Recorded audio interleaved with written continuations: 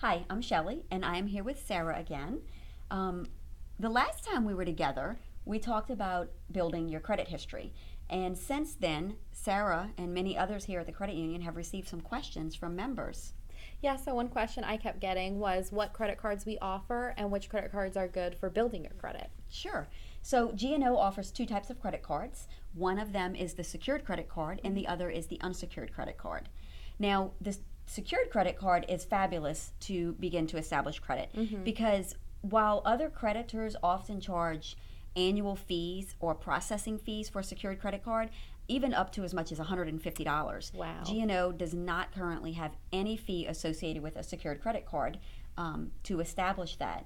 And so let's say, for example, that you have $500 in your savings account and you want to establish credit. You can put that $500 up as collateral for a secured card, and that will go on your credit history and it will start to build up your credit score.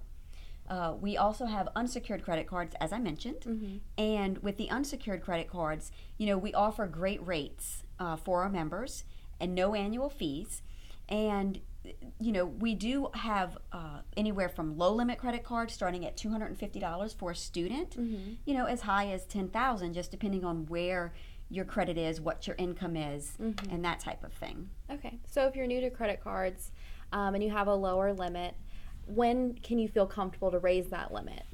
Well, a good rule of thumb is that once you've had the credit card for at least 12 months and you've made on time payments, then you can request to have that limit increased. And whether or not the limit will increase depends on how have you handled your other creditors. Did you go and get yourself into a lot of debt?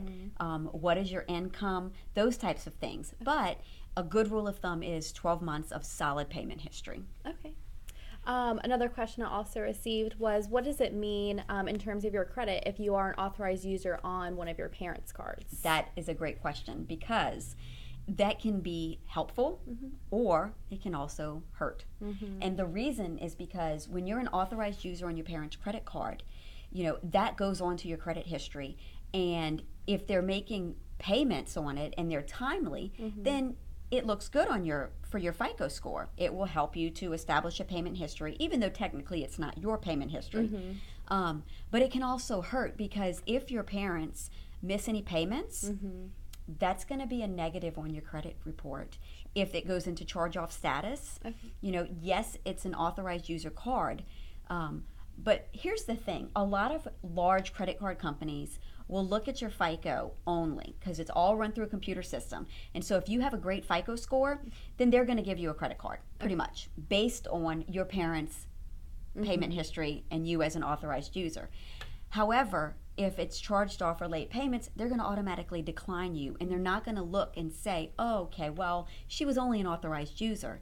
Here at G&O, we look at the whole picture. We look at everything on your credit report to determine whether or not we can grant you a credit card. And so we'll take into consideration if you were an authorized user and that's something that you didn't have any control over. Okay, awesome.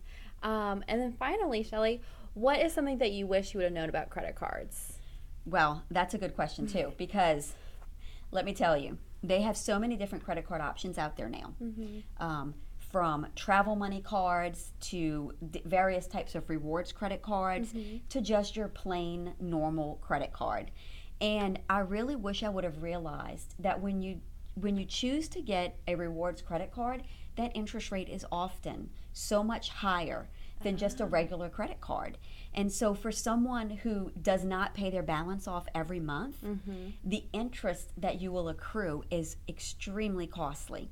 And so with that being said, those rewards they're kind of a lost cause because you could have saved a ton of money on interest. For example, a 13.2 interest rate for a non-rewards credit card versus a 24% interest rate for a rewards credit card. Yeah. I mean, it's just so huge. It's thousands of dollars in interest every year.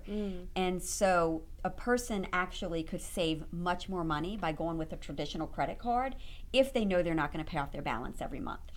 Now, if you're the one to pay off your balance every single month, then yeah, a rewards card is great. But the point is, what are you going to be disciplined to do? And I wish I had known that before I started using credit cards. Absolutely. Awesome. Well, thank you so much. Thank you. And we'll hope to see you guys. If you have any other questions, come into our branch, talk to our account officers, and open up that credit card with GNO.